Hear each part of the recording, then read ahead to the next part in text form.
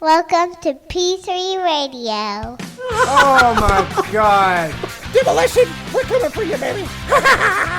And if you're going to call me back tomorrow, whatever, You better believe I took my turn with Lieutenant. What? Cool story, bro. PG3 Radio. Nope. Here's your host, Josh Riley. I wonder when Fritz is coming up sometime. You know, all three of his sons will real soon. Richard Mullican. I don't know. Is this making any sense to anybody out there? It's showtime! It's showtime! It's showtime! Hello, everyone, and welcome once again to P3 Radio. I'm Richard Mullican, joined by my co-host and best friend, Josh Briley. Say hey, Josh. How's it going, everybody? It's a big day today, Richard. Yes, Josh, it is a big day. We have from SiriusXm 103's Weird Medicine, Dr. Steve. He's also on the Riotcast Network. Yeah, and we were honored and thrilled to have him on our show. We hope that you enjoy this interview as much as we did doing it. He's a super cool guy, extremely patient, and he was very down to earth and easy to talk to. Well, that interview will be up right now after this commercial break from the Wine of the Month Club. When you go shopping for wine, do you look at the labels? Do you stare at the price and wonder if the wine is worth the expensive tag? Well, stop it, because Wine of the Month Club has you covered. Every month, Wine of the Month Club is going to send you 2 bottles of high-quality wine right to your front door. And what better way to say I'm thinking of you than a subscription to the original Wine of the Month Club for a friend or a sweetheart. Each month they'll be reminded of your thoughtfulness and will receive the monthly wine letter and newsletter binder. Recipes, wine knowledge, and great wine, and the opportunity to get more of their favorites is at hand. Give with confidence and joy, knowing that you're a part of the original Wine of the Month Club. By the way, there are no dues, no fees, no hidden charges. Cancel anytime with no obligation. Just pay no more than $23.96 plus shipping for 2 great bottles of wine. Go there now. Sign up by visiting our link, tinyurl.com/P3wine. That's tinyurl.com/P3wine. The Wine of the Month Club, the original wine club since 1972. Right now, on the P3 hotline, we are honored to have the host of Weird Medicine, Dr. Steve. Dr. Steve, thanks for being on P3 Radio today. Thank you, my friends. We get a clap. That's awesome. Well, you know, flipping through the channels, I'm glad to be here. We really appreciate you being here. This is a huge honor for me. I found your show while I was flipping through channels on SiriusXm about 7-8 years ago, and I used to go to wrestling shows. And on Saturday nights, I would be making my drives and everything, and I started listening to this medical show that was unlike anything I'd ever heard before, and I was cracking up, and before I knew it, I got to my town, and I'm like, man, this guy's really cool, and he's from my home state. That's pretty cool, you know, and I'm a huge fan, so like I said, if I start marking out too much, just let me know. No, it's totally fine. And yeah, it's cool about the wrestling. I don't. Are you aware that I worked for WRAL TV back in the 70s and was a cameraman for Wide World of Wrestling and Mid-Atlantic Championship Wrestling? Well, actually, I didn't know if that was a coincidence. Yeah, that's actually a question because I saw that, and I know we were talking on Twitter back and forth, and I was like, if you can talk to us, do an interview, we'll try to do something different with you. We'll try not to do a lot of medical questions. We'll talk other things. Okay. Yeah, I like that. But yeah, I don't have to choose my words so carefully. Yeah, we no, might have. That's I mean, it's when I'm giving medical advice to people, which I don't really give advice. That puts me in sort of a weird medical legal thing, but we answer questions. But I try not to get people killed, and I try not to give them any kind of advice. Matter of fact, at the beginning of the show, we say, look, you know, you don't know who we are. You don't know if we have medical licenses or not. Take everything you hear with a grain of salt, and don't act on anything you hear on the show without talking it over with your, healthcare provider.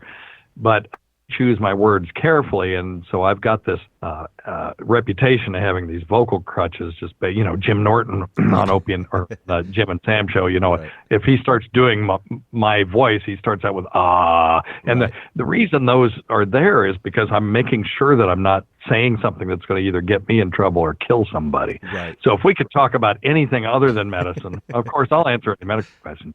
Right. Well, I wonder if that's a Southern thing, because I'm from Tennessee. We're from like an hour away from Memphis. I edit this show. This doesn't go out live. And when I edit it, I take down like maybe about 3 to 5 minutes in a 30-minute span of me just going, Oh, you do? Oh, yeah, all the time. Yeah. I did that when I first started, and I finally just said, F it. Can I curse on this show? Oh, I mean, yeah, you guys, definitely. I said, fuck it. I started listening in about 2009, 2010, so I don't know the backstory. How did you get connected with O&A? Well, that is an interesting, well, I don't know how interesting it is. It's interesting to me because it is kind of a torturous path.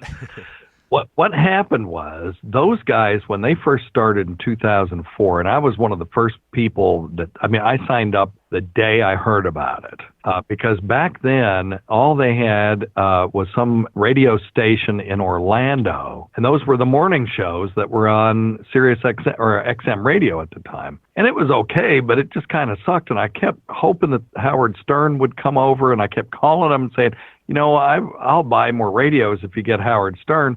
I never heard of Opie and Anthony. And then they did about a month-long promo it was an interview with them on one of the channels, and they started playing some old bits and stuff like that. And I said, I've got to have this. So I signed up. And at that time, they were really interested in promoting it because you had to pay extra money to listen to them. So when they first started, there might have been 10,000 people total listening. Maybe more than that, but not that many more, because you had to pay this extra $4, right, to get it, and people didn't know what it was. So they were playing to just super fans. And back when you're on free radio in New York, half of the fun is all the crazies that call in. So anyway, they were really interested in promoting the show and getting out there. So they were on AOL Instant Messenger for whatever reason. And I ran into Jim Norton on AOL Instant Messenger. No idea how. I guess that they must have said something about it on the show. Right. And so I got on there, and I ran into him, and I just said, hey, I love the show. And he saw my nom de internet. I guess it was just Hospice Doc or Dr. Steve or something like that. Right. He said, hey, are you a real doctor? And I said, sure. He said, well, I've got this weird lump on my scrotum, and I was wondering if we could talk about it for a minute. So we talked about it for a minute. The next day I'm listening. He says, yeah, I was talking to this doctor in Tennessee, and he told me about the lump on my scrotum. And Anthony said, yeah, because we all know all the best doctors are in Tennessee. And that pissed me off. I faxed in my CV, and I am, unbeknownst to a lot of people, which is probably a good thing, I'm the editor-in-chief of a national medical journal. I've got over 100 publications in the national, international medical literature. And so I'm no dumbass doctor from Tennessee. And when I sent that, they thought it was funny that I sent in my CV, and I guess they were suitably impressed. So they started calling me. Behind the scenes. I was never on the air back in those days. They would call me and say things like, E-Rock wants to do the cinnamon challenge. Is it safe? And I would say, no, it's not safe. And then they would do it anyway. Right. So, and then when Ron and Fez got there, I started sending them gifts and stuff because I just thought they were awesome and weren't getting the credit that they deserved. And so I kind of got hooked up with the Ron and Fez show. So I was across the channel because back then, if you remember, it was just Opie and Anthony and Ron and Fez, and they would just play repeats of all those shows. And sometime around 2005, Opie said, hey, we've got some openings on the channel. If the listeners have any ideas about a show, we would be interested in taking your ideas. So I immediately emailed Steve Carlisi, who was the executive producer at the time. And he was a really nice guy. He would always answer my emails. I said, I got this idea. We'll call it, I don't know, Weird Medicine.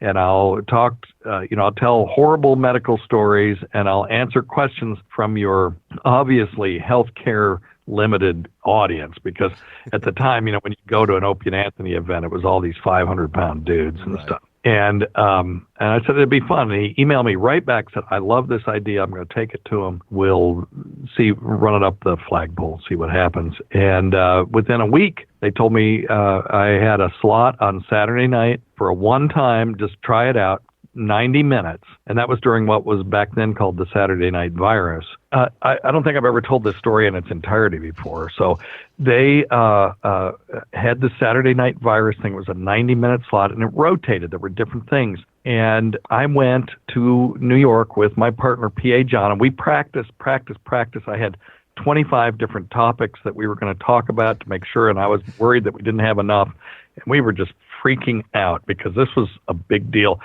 And that Friday, we went and sat on the bleachers. I just thought that they would say, hey, Dr. Steve's doing a thing Saturday night. And my feeling was that they invited us to do this because either it would suck so bad that they could make fun of us, or it would be great and they could take credit for it. Either way, it was a win-win for them. So we're sitting out there on the bleachers, and they say, next, Dr. Steve's going to be on the show and answer your medical question. I'm like, what?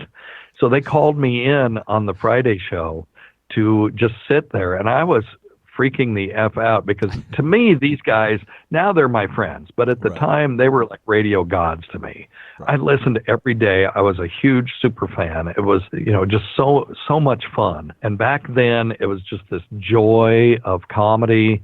And, they would dissect when they would bomb in the studio. They would dissect why those jokes didn't work. And, it was like comedy college kind of. Right. Just the sense of humors that all those guys had. And even Opie, for as much stuff as Opie takes, I loved Opie on the show too. Opie made me laugh every day. Yeah, exactly. And Opie's the reason that I have my show. I had it in the first place. He's the one that greenlit it. Right. And he's the one that defended me against Tim Sabian when Tim Sabian tried to cleanse the channel of all the older stuff. And he stood up for me, so I will never crap on Opie. I know that he's, cannon fodder for a lot of people, but I've seen him work, and he was a consummate professional. He loves radio, and anyway, so I'll catch hell just for saying nice things. No, not for me, man, because like I said, I was a huge Opie and Anthony fan, and Jim Norton, and even when they had beef, it was just, I still supported Opie and Anthony. I subscribed to Anthony's channel. I listened to Opie and Jim every morning. I listened to Opie in the afternoons when they moved him there. I thought they all brought a different perspective to that show that when you joined it all together, it just made this something special there. Yeah, the chemistry that they had was something that just doesn't happen very often. Same thing with Howard and Robin and Fred. Right. It just doesn't happen very often. And when it does, it's magic. And it was the original Opie and Anthony show was just so much fun. But anyway, so they called me in, and I got to sit down, and I got a couple of laughs, and then they had me do a prostate exam on Pat Duffy on the air, and I was freaking out. I thought somehow the American Medical Association was going to come after me and all this stuff, but there was no way I could say no. They were like, well, you had one of those doctors that does prostate exams? Say, sure, I do it every day. And they said, you want to do one on the air? I was like, oh, well, I kind of need an office setting. They said, oh, we're just a bunch of guys just having fun. It's no big deal. We're just being silly. And I said, well, I would need gloves. And then ploop, they plopped down, Nathaniel Bryant plopped down a thing of gloves that were exactly the right size. I don't know why they had those, but they had them. And I said, well, I'd have to have lube too. And then bloop, Nathaniel Bryant plopped down lube. I don't know if they had planned on this or they just had that stuff laying around. Let's just hope. And so there was no getting out of it. So I did a prostate exam on Pat Duffy. That became my bit. Every time I'd go up there, I had to do a prostate exam on somebody else. I did one on Roland Campos, who was the booker. Yeah. I did one on Big A, and then my pièce de résistance was doing it on Tippy Tom, who was a homeless guy. Oh. And he actually, I proclaimed him the healthiest guy in the studio after I did the physical exam on him. And then he puked all over the place in the carpet outside the studio. And then he was dead a year later. So, I mean, we get, healthiest guy in the studio. That shows my prognostic skills. Either that or those other 3 or 4 guys are in trouble. Yeah, well, he just got drunk and fell and hit his head. It wasn't anything that I could have predicted, but anyway, so my first appearance went okay, and they were pretty happy with it. And then the Saturday night, and I got no sleep that night. That Saturday night, we had to do our show, and we were sharing the 3-hour time slot with a guy named Big Kev, who did Big Kev's Geek Stuff. So we went out to eat. We go up there, and Anthony Cumia is standing there, and I'm like, dude, what are you doing here? And he says, I'm here to watch you do your show. Wow. So I had to do my very first show that I'd ever done was on satellite radio. At that time, they were getting about 100,000 listeners on Saturday night, sitting in Anthony's chair with Anthony Cumia watching me. It was extremely nerve-wracking. The good news was we got such a great response that the phone lines were absolutely full. We had to bump the one guest that we had because we had to take phone calls. All those 25 topics that I had prepared, well, I think we got to 2 of them, and they said, look, you got to quit doing topics. You got to start taking phone calls. Wow. And that 90 minutes went so fast, and when it was over, Anthony came up to us and said, that's the best first show I've ever heard in my life, and that made us very happy. So that's kind of how we got started. And then we've been on since 2005, so as it is right now, we are the longest running show on that channel, including the Opie and Anthony show. Wow. This year we actually eclipsed them as far as time on the air. Wow. So it's so great. What were your thoughts whenever Anthony was fired? Oh, I was crestfallen. First, I thought it couldn't be real because they put out this thing and said, after careful consideration, there's no way that there was any careful consideration because it happened that weekend. And they fired him over the weekend on a holiday weekend. You know, look, Anthony's got his issues with social media, and it's gotten him in trouble more than once. He got banned from Twitter, but he likes to do it. And in the old days, before Twitter, you would have gone home and drunk a bunch of beers, kicked some furniture around, and cursed, called one of your friends and told them the story. And nobody would have known anything about it. The problem was going Twitter, and, some of the things that he said were, in the heat of the moment. And he said since then that he's regretted saying those things. So There were things that were said on the show that were way more risque than those tweets. It was like, are you even listening to the product that's on your network? Right. But the difference is you have to have a subscription to hear those things, Correct. and people didn't complain about those things. And people were complaining apparently about his tweets, and they kind of went viral. And the next thing they knew, it was landing on the big boss's desk, and they were just like, "Fuck this." Yeah. That's basically what they said, is just "fuck this." Wow. And Ope's theory is that they were gunning for them anyway because they were expensive. And that since Howard had signed for another 5 years, they weren't as a valuable commodity as they initially. They had them there as an insurance policy against Howard ever walking out, or at least partially so. And that's one hypothesis. Heck, I don't know. I don't have any insider information about that stuff at all. After the firing, we heard a lot about on the air. You could hear the tension between Opie and Anthony and back and forth. And as a listener, I couldn't hear any of that when I was listening. I knew nothing that was going on. Jimmy, you mean? Well, even back when Anthony left the show, him and Opie were just kind of back and forth. Did you pick up on any of that while you were there? I only knew about it from what was said to me behind the scenes that, I'm not at liberty to repeat. Right. No, but that's fine. That's the only way I knew about it, because I would listen and say, what are they talking about? Because, things would be said, but I would never hear it. They were really, really good after 20 years of doing that, right. Of just doing their show. But you could, when those guys who used to live together don't hang out together anymore, right. And then as soon as the show was over, they would all go their separate ways and not even speak to each other until the show started the next day, unless they had a meeting to go to. You kind of knew. It was always funny when they would talk about Scott and Todd. And looking back on it now, if you listen to some of those old Jocktobers, the whole time they're living exactly what they're talking about with Scott and Todd. Yeah, and except they were hiding it way better. And they were actually funny. Exactly.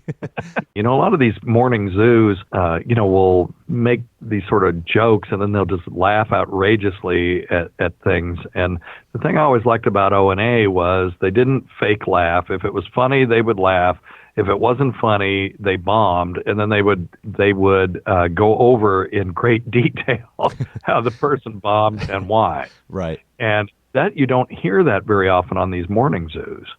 Another one that another radio show that I think, at least back when I used to listen to them, which was 14 years ago, was Bob and Tom. They were truly funny, right. And they were really good at having funny people in the studio and allowing the comedians to kind of do their thing and make the show funny.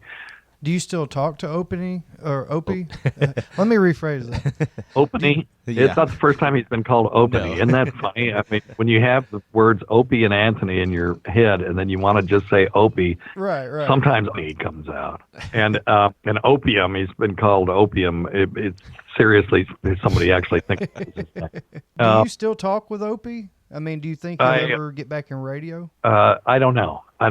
And Ope isn't talking to a lot of his friends. I'll text him periodically, and I'll tell you of the bunch of all of them, of the three main players, I hear the most from Jim. I hear quite a bit from Ant, and then some from Ope, but it's very few and far between, and nothing substantive about what's going on. Just saying that he's fine and everything's fine. And I'm just speculating because I don't know. I have no inside information about any of this. But he always said on the show that he had FU money, and I'm taking him at his word, at face value on that he doesn't have to work if he doesn't want to, and he's just waiting for something to come up that he wants to do. Like I said, I liked all those guys, so if he could land back into radio, I would definitely listen to his show. Of course. You mentioned WRLA, and that was in Raleigh. How did you get started? WRAL. WRAL. Yeah, WRAL. Okay. Yeah. Well, you mentioned being a cameraman for them. How did you get started doing that? Well, I was a radio, television, motion pictures major at University of North Carolina at Chapel Hill. And when I graduated, I put in an application at WRAL and WDUR and WRDU, and WRAL called me. And the guy that hired me had gone, I think if I remember correctly, he'd gone through the program at Chapel Hill too, and so he saw kind of a kindred spirit. And so I started doing the Uncle Paul show, and we were doing Rose's commercials in the morning news, and then when I hit the weekday day crew, we were doing every Wednesday Mid-Atlantic Championship Wrestling and Wide World of Wrestling. Now, back then, this was owned by Jim Crockett, and they would do two shows. No clue why they did it this way, why they did two different shows, but they did two different shows, and they just had a banner on the bleachers, and they would just flip it around. One side said Mid-Atlantic Championship Wrestling, the other side said Wide World of Wrestling.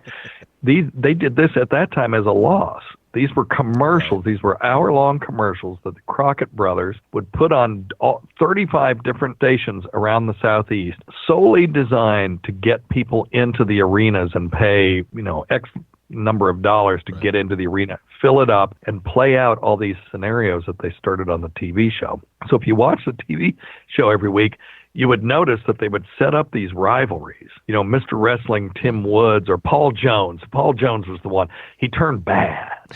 and so he turned bad and turned against his partner, who I think was Mr. Wrestling Tim Woods, if I remember. That part I'm fuzzy about. Right. And then he turned against him and then was, wrestling with the heels.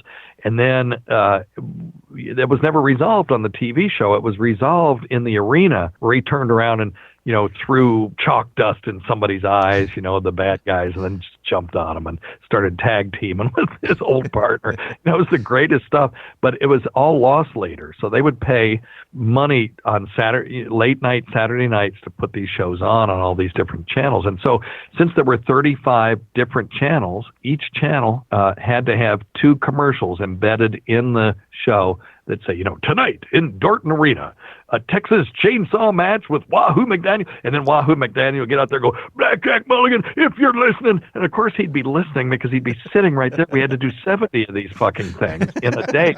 Started doing the show, right? So they would put these tables down and they would get sandwiches and stuff like that in, and all the wrestlers would sit around the tables.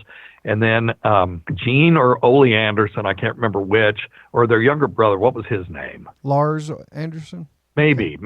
I think he was their younger brother, but he would say, okay, next up is McDaniel, Mulligan, and Rufus R. Jones. And then they'd get up there, and then the announcer say, tonight in Charlotte Coliseum. And then the guys would come out and they'd pump the thing up, Mr. Wrestling Tim Woods, I've got a vendetta against you. And then and that would get people into the arenas.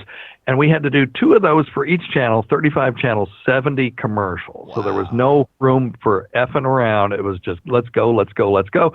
So of course they were all just sitting there. They were in business together. Right. And we made a mistake one time of putting this really gorgeous woman in the studio as the camera person, because the only person that was in the studio with them, other than wrestling personnel, was the camera person. It created total chaos.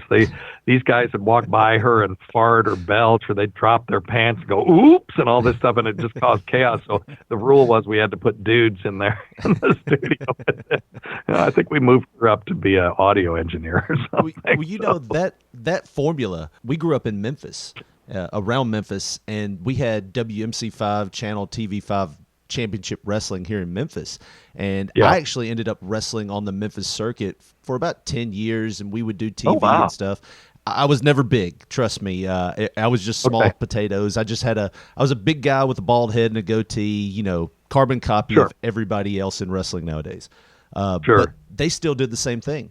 The workers didn't get paid for the TV shows. You showed up Saturday morning, you worked for free, and you would film 2 shows a month. One would be live to tape, and the only money you made was getting yourself booked off that TV show, or if they were running a show that month, that's how you got paid. So they were just giving you an opportunity. Interesting. Yeah, it's crazy. I didn't know that's still going on, because they make money off of Raw and all these events on TV now. Definitely. And that was a real, I think, revelation for them was, wow, we don't have to pay to put these shows on TV. People will pay us for our content. And that changed the whole thing. That's when the super rich Vince McMahons and all that kind of stuff started happening, I think. Now, when you were in the back, that was around the 70s, 80s? Yeah, so our group was Ric Flair, Mr. Wrestling Tim Woods, Blackjack Mulligan, Rufus R. Jones, Igor Polish Prince, Baron Von Raschke,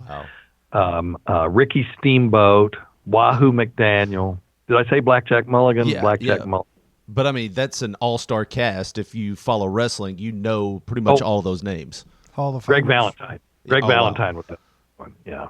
Now, and Greg Valentine used to get the hate mail. He got so much hate mail, and there was this guy, and they would put the letters out on this piano right outside the studio. There was a piano out there that Uncle Paul would play, and they would just lay all the fan mail out there, and we would read Greg Valentine's mail, and this guy would write, "You damn dirty rotten," and every single word is spelled wrong. It'd be DAMURTYROTTON. That was so funny. God, I wish I'd kept some of that stuff. The business was very protected for so long. They didn't let anybody in the business know that it was a work.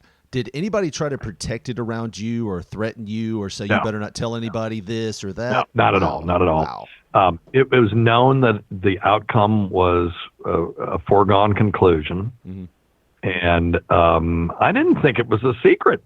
Even back then, you just didn't talk about it. I mean, if I'd gone on TV or on a radio show and said, "Yeah, wrestling's fake," that would have been a problem, because wrestling isn't fake. No, it may be scripted, and the outcome is known ahead of time. So it's not a sport in that sense. But it is not fake, because those guys are really putting their bodies on the line and getting injured and the whole thing. I watched a guy jump off of one of the turnbuckles one time and just miss the jump a little bit and hit his forehead right on a camera and just opened his forehead up. So there's nothing fake about that. Right. But yeah, I don't remember. We just kind of knew that it was entertainment, and because we knew it was entertainment, we didn't think to speak about it. Right. And usually when people tell me, when I say I used to be a professional wrestler, they say, "Isn't all that stuff fake?" And I'm like, I wish it was. And then I show them all the scars from the surgeries that I've had, like the back surgery, the ankle surgery, the knee surgery. After 10 years and not making any money, I was just like, nope, done with this. I want to carry my daughter. I want to be able to pick her up. And then, like I said, I had my first back surgery. And I was like, I'm done. Yeah, it's the opposite of fake. Yeah. But if someone thought that it was a real sport, that the outcome was not known ahead of time, then I guess that's where that term started, coming from. But it's entertainment. and it's very entertaining. Oh, yeah. And they got to keep coming up with new crap all the time. I loved the one back quite a few years ago where Vince McMahon got into his limo. Yeah. And then he had to come out like 3 days later and say, "I'm alive. Benoit killed his family. I'm sorry." Yeah, that work could have gone on for quite a while. Oh, and, yeah. Do you have any good rib stories from your time working around wrestlers? Seeing them play practical jokes on anybody or? Well, no, but I'll tell you my favorite story. I told this on my show recently, but I'm sure none of your listeners have ever heard my show. So we only have like 7, so don't worry about it. It's fine. Okay, well, my favorite wrestler story is the time I met Brute Bernard, and when I was a kid. In Michigan, I used to see him on this little 13-inch black and white TV, and if you don't know who Brute Bernard is, I can't remember his partner's name. It was Skull something. Maybe you guys. Skull Murphy. Maybe it was Skull Murphy. I don't know. I was a kid, and I just remember he would get out there and go, "Hey, you! We're coming after you, and we're going to get you in the ring." And Wahoo Brute Bernard would just be pacing in circles behind him, and every once in a while he would let out this animalistic sort of noise, right? But he would never speak, and you just thought he was just a monster. And I remember seeing him wrestle one time. He bit some guy's hand, and some sort of fluid went spraying everywhere. I don't know if it was spit or what in the heck it was, but it terrified me. I had nightmares about it. So when I got into wrestling, that was never far from my mind was this whole Brute Bernard thing. And one day they hired him to come and wrestle with us just as a special occasion. I don't know what the deal was. Every once in a while we would get somebody from outside. We've got Andre the Giant once. The other guy that just died not too long ago with the curly blonde hair, what was his name? Dusty Rhodes. A lot of them, Dusty to be Rhodes. honest. We got Dusty Rhodes once. Dusty Rhodes, yeah. And then we got Brute Bernard, right? And so I was really kind of freaked out. And I knew, I've been in wrestling long enough to know he probably wasn't really like that. But I was really interested to see what he was really like after him terrifying and, being a part of my nightmares through my childhood.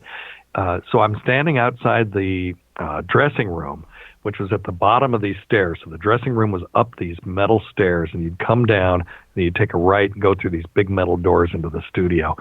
And here's at the top of the stairs is Brute Bernard, and he's walking down the stairs. He had these big, thick reading glasses on and a silk smoking jacket with a cigarette in a holder. And he was reading a copy of the Wall Street Journal. I was like, oh, my God. And I don't remember if I said anything to him. In my head, I sort of remember, because remember, this was in the 70s. This is a long time ago, 30, 40 years ago.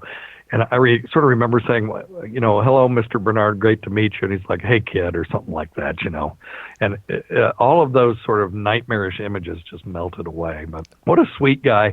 And he was just cool. And like they all were, they were all pretty cool. Ric Flair was always a real gentleman to us and in the crew.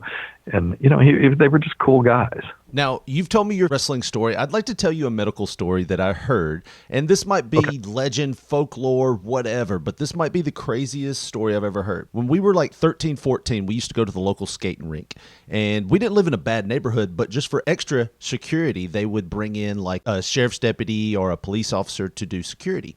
Well, he would always gather us around. We're going to talk boy stuff. We're going to talk guy stuff. And he would tell these horrific stories that he had seen. Well, one day he was telling us this story about how this guy, he used to take a phone cord and cut the terminal end off the phone cord.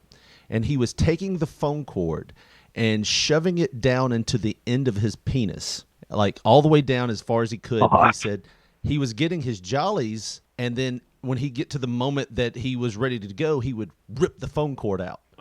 And he said, I don't know what he was getting out of it, but one day he shoved it down, went to rip, and it wouldn't come. So he said he goes to the doctor, and he goes to the ER, and he goes, I need to see a male nurse or a male doctor. And they say, tell us what's wrong. I need to see a male doctor. So they get a male doctor back there. He shows him. And By he the way, says- when they say that, they immediately know what's wrong. Yeah. So he says, I need to see a male doctor. The male doctor comes and he says he shows him, and he says the male doctor's response was, first off, why? And second off, okay, we're going to have to do something here. So he said the only way to do this was they had to basically take it like a hot dog and cut it right down the middle and get the phone cord out that way. Now, here's my question off of that. One, is this just a folklore story that you might have heard before? And two, could that be true? Is there something to that on both accounts? Could somebody be getting anything out of that, for one? And two, that part I can answer. Yeah. There is a fetish called urethral sounding, where people will, and it's the reason it's called sounding is, if you know the term sounding in, I guess it's a nautical term where you drop like a bar or something that's marked off with the fathoms on it, and you can see how deep you are. It's called sounding. And so you can sound a uterus, you can sound a urethra by taking a metal bar and sticking it in the penis and then see how deep it goes. The urologists do these things. Right. And so when you shove something in, they'll call it sounding. And people a lot of times use paper clips, and then they go whoops, and they lose them. God. Oh, but this one doesn't sound that unusual. What probably happened was when he got it in there, he shoved it in too far, and then it knotted on the end, and they couldn't pull it back out again. I don't think cutting his penis in half and getting it out that way is necessarily the way they would do it, though. I'd love to get a urologist. Sometimes they can just go in and dilate the urethra itself, pass something along that cord if it wasn't so big that they could still stretch it out and then work on it that way. And with cystoscopy, you could go in and you might even be able to untie the stupid thing. I don't know. We'd have to ask a urologist that.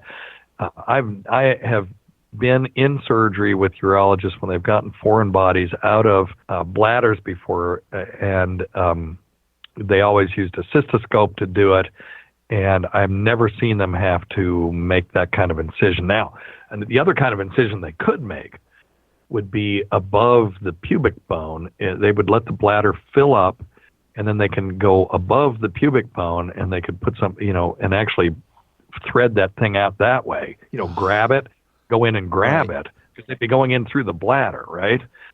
Through the top of the bladder, and grab it and then pull it out through the penis. That seems to me would be a better way to do it than actually slicing open the penis. And I don't know what that would serve, to be honest with you. Yeah, I don't know what he was trying to scare us straight from, but I wasn't going to do that anyways. But thanks, Officer don't Brown. serve light for it. Your urethral meatus, that's AKA the cock hole. So.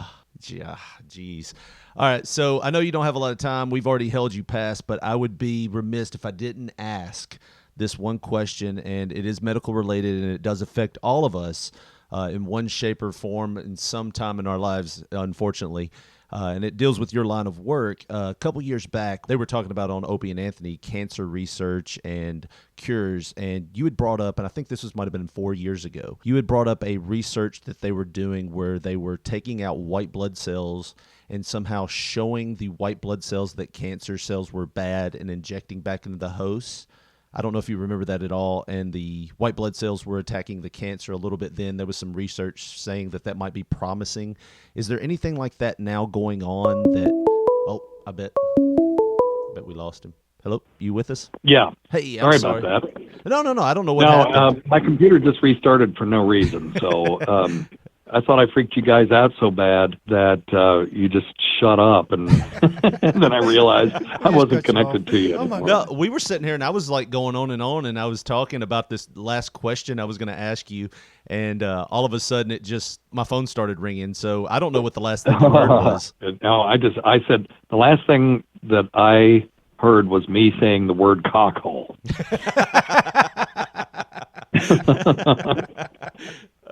Okay, so I'll reset a little bit, and what I was going to say was a couple years back, I guess it was about 5 or 6 years ago on Opie and Anthony, but the cancer research, it's faced everybody in some form or shape, and one family member or another. A couple years back, I was listening to Opie and Anthony, and I heard a segment you did where you were talking about some cancer research they were doing, where they were removing white blood cells, showing it to the cancer, and then re-injecting it. I never got a follow-up on that. Is there still something going on with that? Is it hopeful? Oh, my God, yes. No. We are on the verge of finding a generalizable treatment for cancer. And one of the problems with cancer is it's not just one thing. It's a different disease. Lung cancer, even non-small cell lung cancer is a different disease than small cell lung cancer. And we treat them differently. And what we're looking for is a generalizable treatment for all forms of cancer. And we're getting close. I used to say it was 100 years away. Then I was saying 50 and then 25. And now we're on the verge, and there's research being done all the time. If you're interested in this at all, you can go to a website called clinicaltrials.gov. And then you can put in, viral oncolytic therapy. That's where they use viruses to kill cancer. And the viruses actually don't kill the cancer. They infect the cancer cells, and then the body kills the cancer. And then immunotherapy, that's the big thing. So you can go to my website at drsteve.com and click on the right, in the upper right, it says resources, and there's a thing that says, that on the right it says articles, and it says non-pseudoscience cancer cures. And I have several articles about people who were stage 4 cancer, so that's where it's already spread, who are walking around today cancer-free because of immunological treatments. And so we're getting there. These, so far, they've been few and far between because they're doing them in the lab under experimental situations, but it's going to hit the clinic pretty soon. And all of our oncologists who are now giving chemotherapy are all going to end up being immunologists. Yeah, it's definitely happening. That is awesome because, like I said, everybody knows somebody that is affected with cancer, and it's like you watch them go through chemo. I've watched an aunt, I've watched an uncle, and I've watched a grandfather go through it, and 2 of the 3 didn't win their battles with it, and the chemotherapy was just as bad as the actual cancer was. Well, it can be. They're getting better at it, and it's definitely more tolerable than it was when I was a kid, which is when you heard chemotherapy. Right. You knew people are going to be puking every day until they died, basically. But that's not the case anymore, and it still happens, and there's still adverse reactions. You're trying to kill living human cells inside a living human body, and a lot of the chemo is like throwing a smart bomb in the middle of Baghdad. You're going to get casualties, collateral damage. And the collateral damage are the nearby cells and other cells that you're trying not to target, but get targeted anyway. And that's where the adverse effects come from. So the cool thing about the immune system doing this is if you do it correctly and the immune system targets only the cancer cells, it can go in and kill each tumor cell by cell, molecule by molecule, leaving all the normal cells alone. And it's beautiful when it happens. Yeah, and correctly. I don't know if I explained it right. Did I kind of catch the essence of it? I've talked to people at parties and friends that are going through this, and I'm like, I don't know how they're doing it, but they're somehow showing the white blood cells in the immune system that the cancer's bad. And then I wouldn't know anything of what I was talking about from there. So I didn't know if I said it right. Neither does anybody else except for the researchers that are doing it. So you captured it pretty well. Just think about it this way. If you've got a serial killer who lives in your neighborhood, and every day you drive by and he's out there mowing his lawn and waves at you and everything, you think everything's fine. Right. And then, it's not until somebody escapes from the dungeon in the basement, and then you open up the house and the villagers show up with the torches to take care of this, that anybody does anything about it. It's the same way with with cancer cells. The immune system will just kind of go by and wave at them. And then when you can demonstrate to the immune system that these cancer cells have proteins in them that are identifiable, that identify them as being other, then they'll go in and just kill them. That's the equivalent of the villagers with the torches. So, and that's one way to do it, is to take tumor out and take killer white cells out, get them to meet each other and agitate those tumor cells until the white cells see a protein that they can identify and kill them, and then send those T cells back in to kill the rest of the cancer cells. And they'll divide and teach each other how to do it. That's the cool thing. Awesome. So that's one way. Another thing that I'm really interested in is for melanoma. There's a thing called the abscopal effect, and this is an effect where people say will have metastatic melanoma to their hip, and they get radiation for the pain. And then a month later, all their cancer's gone. And what's happening is when they hit them with the radiation, they're hitting a big block of tumor, and it's dying. And some protein in those dying cells is being recognized by the immune system and then going and killing all the other tumor cells. So they're like, oh, aha, you're not supposed to be here. And then they go kill all the other cells. And I've got a couple articles about that on my website, too. So we know it happens. We don't know how to make it happen. And once we figure out how to make it happen, malignant melanoma will be a thing of the past. Wow, that's awesome. It's coming. They're doing research on it. There's money being spent on it, and it's going to happen. Well, So, what do you think the biggest hurdles are for cancer research, just generally speaking? Well, because it's so unbelievably complicated. Again, you're trying to kill living human cells inside a living human body. So if you had an untrained eye, if I took a slice of cancer cells and a slice of other cells and showed them to you under a microscope, you might be able to tell, well, there's some difference. The nuclei look a little different, but that's about it. And just imagine sending these cells in to blindly go and find those, or sending chemicals in to blindly kill those and not kill anything else. It's very difficult, and there's always unintended consequences. When you have the immune system, when you set it on fire, what's to keep it from going and killing all the other good cells in your liver? So there's it has to be done exactly right with no margin for error, and it is the human body is unbelievably complex. Just the number of chemical processes that are going on in just a single cell every second of the day is mind-boggling. It's just a horrible disease, and if there's anything I can ever do locally for benefits, I do it. There's two diseases that I always try to hit up. It's cancer and diabetes. And Alzheimer's, that's the one. Yes, that's another one. Alzheimer's is almost worse in some ways because it destroys the person's personality. I don't know if you follow the CTE thing. Speaking of Alzheimer's, we had a list of CTE questions we were going to ask, but what you thought about, in wrestling, you had the Benoit tragedy, right after McMahon did his angle, Benoit. I want to say I saw a thing where they did a study where he had so much significant trauma to his brain that they likened it to a 70-year-old man's brain. Did he get that from wrestling, though, or was he a football player before? No, he was a wrestler all the time, but he had 7 or 8 concussions. And I know when I was a kid, we watched a match where this guy did this top rope flip move and landed right on his head. And, you start watching it. One of his finishing moves was the diving headbutt. Well, that's what I was going to say. His finisher was the diving headbutt. And they said he would knock himself out while he was training to be a wrestler, just trying to do that. Oh, my goodness. Yeah. Okay.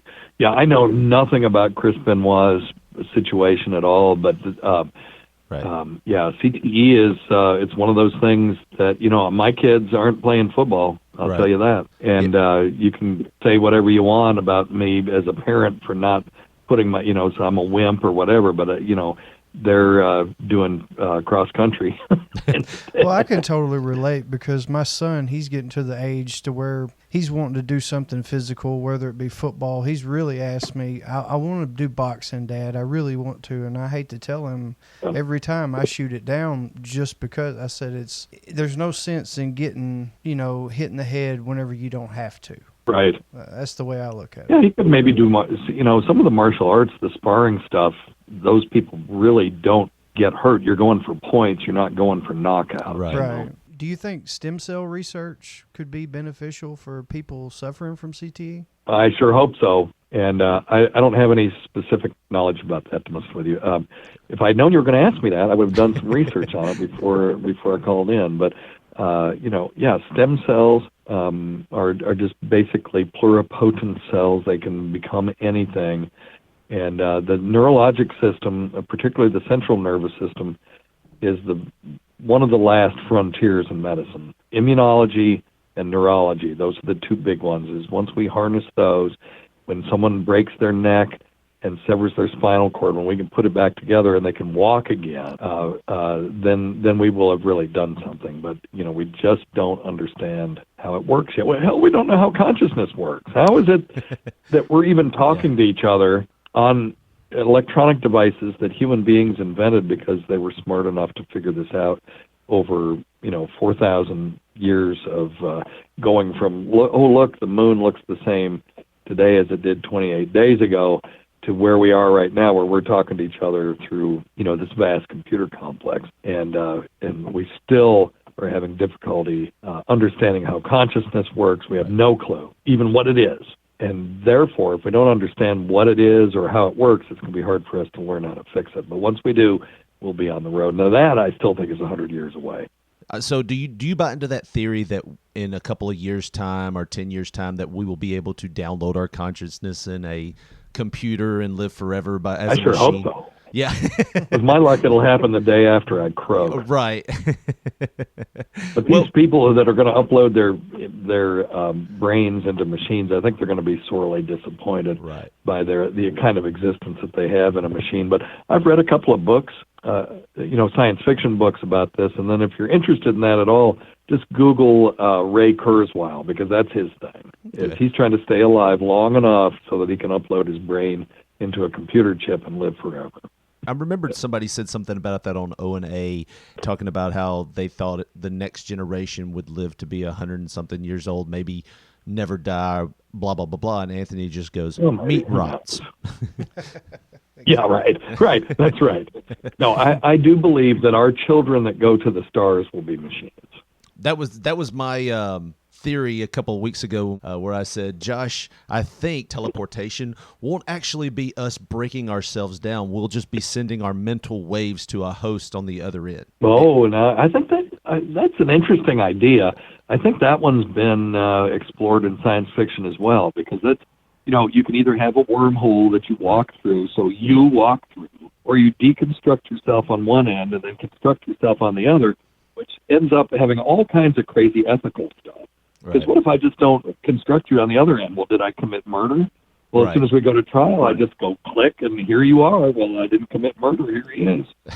And then the other thing that you can do, if you're doing that, why can't I make a million copies of myself? To be fair, I was just messed up and watched Avatar, so I think that might have been half of it. Yeah, well, okay, but that's not a bad idea either. And to upload if you can upload your consciousness to a machine, obviously you can encode that in some sort of electromagnetic wave and send it somewhere to a machine instead of just doing a direct link up, right? It's got to be. To me, it seems more plausible than breaking yourself down and sending physical matter through the air. If you could just send consciousness from one place to a next. Agreed. If you do that, then is that me on the other end? Because what if I beam my consciousness, but I don't destroy myself on this side? Now I've got this other person that has all of my memories that says, I was on Earth and now I'm on Mars and I'm walking around. But here I am on Earth saying, I was on Earth and I'm still on Earth and I beamed my consciousness to Mars. Now you've got two people.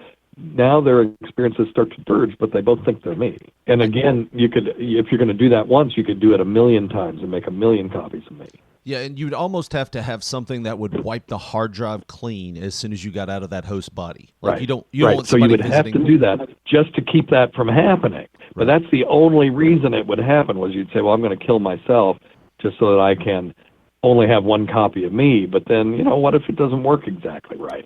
There's a book called I Am Legion. It's a science fiction book about a guy that got his consciousness put into machines that could then reproduce themselves. And then they shot him into space to colonize other worlds. And so now there's like 1,000,000 copies of him running around in these spaceships, and he can modify his machinery so that he can be primarily a spaceship or primarily a machine that makes other copies of himself and stuff like that. It's really kind of interesting. Well, it's kind of like that thing that I was watching or I heard about on XM. I think maybe Ron and Fez were talking about it, where they had these two computers that were talking to each other, and then like within minutes, they started talking in a language that no one knew, so they freaked out and pulled the plug. Right. Now, the language was really simplistic, and what they were basically trying to do were the two machines were trying to negotiate how they were going to pass traffic through the network, and it would say I, me, 11133, but they had come up with this between the two of them, and they agreed on it and were using it, and it wasn't a real complex language or anything, but they were like, oh shit, these two machines have created their own way of communicating, and we didn't do this, so we're going to turn it off. So one of these days, the person isn't going to turn it off, and then God knows what's going to happen. So do you think we are at risk for a robot apocalypse? Freaking Skynet. Have you seen the video of the robot that can jump and do flips in the air? Yes, I've seen that now, one. Now, if that thing yes, and the dog is terrifying as well. If that thing had unlimited power, which we don't have, right? You know, unlimited power and intelligence, we are screwed if it decides that it doesn't like us anymore. And it may just disregard us altogether because, you know, their purposes and ours could be totally different, or we could have some that we program that are friendly to us and others that, you know, are not. Who knows? You know, it is a little bit disconcerting, but we're quite a few years away from that. And the biggest thing that reassures me on this particular topic is I can't even get my stupid cell phone to keep a charge all day long. Right. Much less some giant machine that's going to run around and try to kill me. So I think we're okay in that regard. You know, I always think of that Saturday Night Live skit where it was like Sam Waterston was selling life insurance to old people that were afraid that robots were going to rise up and kill them. I haven't seen that. Yeah, I always think about that. There was, are you afraid of the inevitable robot invasion? Oh. And it just has these like things that look like the Jetsons. Judy, was it Trudy? Judy? Right. Judy. I don't remember. Judy was the daughter. Just busting in with their hook hands and choking elderly people, and it's a nightmare, really. I mean, just to think about something like that actually happened. A great movie from the 70s that I'm wondering if it still holds up. It was called Colossus: The Forbin Project, and that's what it's about: is an artificial intelligence taking over the world. And the guy tried to write it from a computer science standpoint with what they knew at the time. I think it was written in the early 70s. And I remember being horrified by it.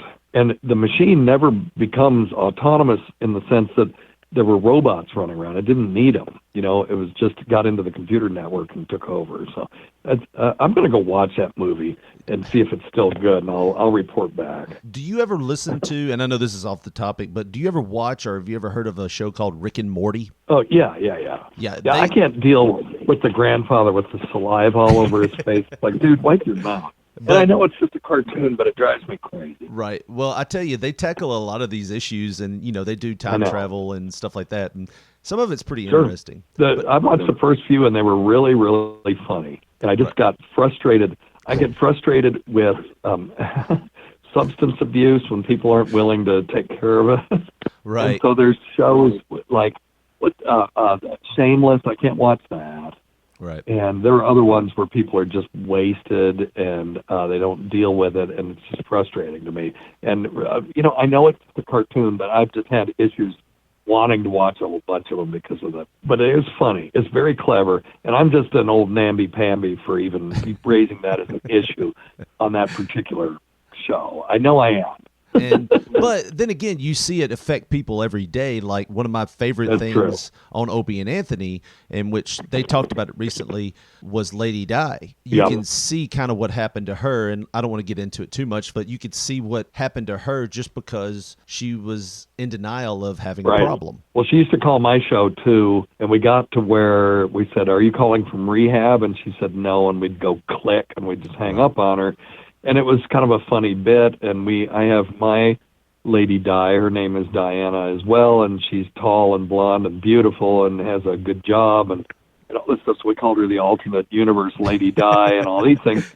But then when Diane ended up in the nursing home demented, it wasn't funny anymore. Right. So, stopped making fun of her, and, now we just call our Lady Di, Lady Diagnosis, and just kind of moved on. But yeah, it was just really sad because she was really, really funny. There are some of my favorite moments on Opie and Anthony were when Lady Di were on, particularly when she did her internship, and that wasn't that long ago. No, not at all. And I remember, they had somebody come in and do a makeover on Yes. her, and they didn't give her a mirror, and the woman made her up. She was a stage makeup artist, and she thought they were doing a makeover, and they made her look like a Saw from the Saw movie.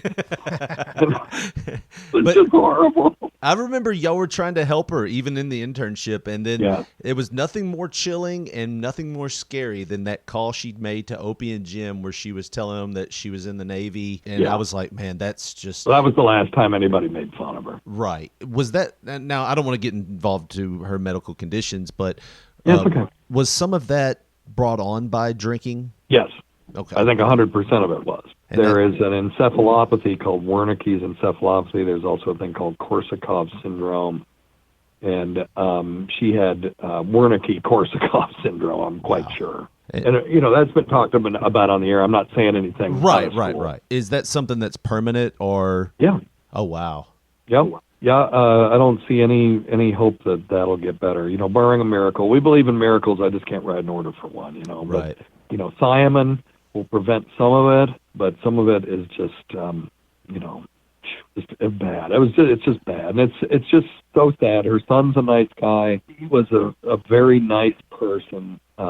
She just couldn't stop herself. And, they tried tough love. They tried making fun of her. They tried talking to her and trying to convince her that what she was doing wasn't right, and nothing worked. Right. It shows how powerful an addiction it can be. Yeah, I remember right after when Bill died, her roommate, I've never felt so sorry for somebody and laughed so much at somebody at the same time. But it was really sad. Yeah, I know. And that's part of the essence of comedy is someone's going to lose. That's part of I've heard that, if you do comedy where no one loses, then it's usually not funny. Then you get network sitcoms. Right. And so that is the sad thing about it. That she was funny, but everybody knew she was killing herself. Right. You remove the laugh track from a sitcom, and it's a very sad, tragic situation. Yeah.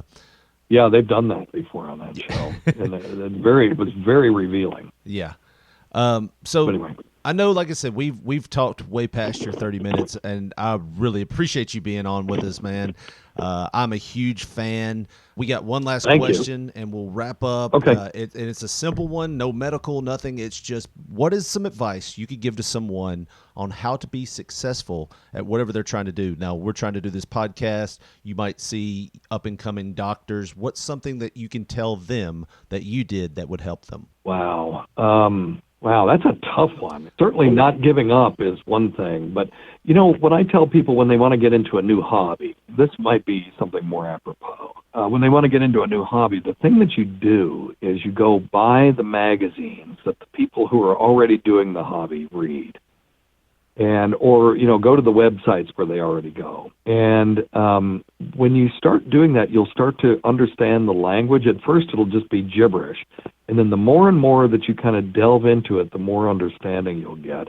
And that's really true of medicine, podcasting, just about anything, is learning the language itself and not feeling intimidated just because you don't understand it in the beginning, and hanging in there. Because how do kids learn language? Right. They're submersed in it for years, and it takes, a 5-year-old has pretty good command of the English language, but a 3-year-old doesn't. So it takes 3 to 5 years before you're going to get proficient.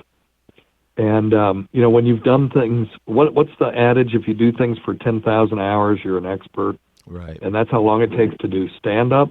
That's how long it takes to do medicine.